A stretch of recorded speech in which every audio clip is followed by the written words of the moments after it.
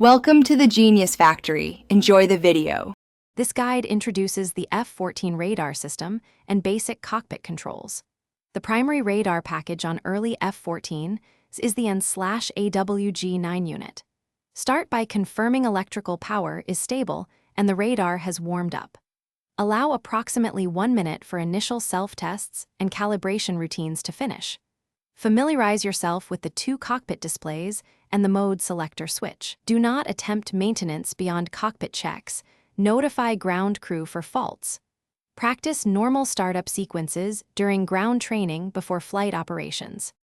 Begin operation by selecting the radar mode suited to your mission profile. Primary modes include long-range search, track-while scan, and single-target track modes. Use the range knob to adjust scan distance in discrete steps for clarity. Monitor the display for contacts and verify identification using the IFF transponder. Switch to single-target track to refine a lock and gather precise bearing data. Return to scan mode if targets are lost or when deconflicting airspace is required. Practice these selections on the ground simulator before attempting them in active flight. If alarms or fault lights appear, immediately switch to standby and consult checklist.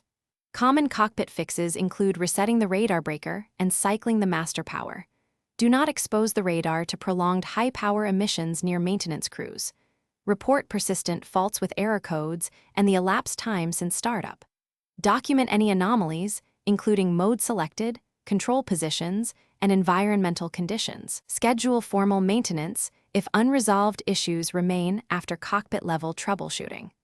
Always follow ground safety rules and keep personnel at least 3 meters from the antenna. Thanks for watching. If you found this helpful, don't forget to like and subscribe.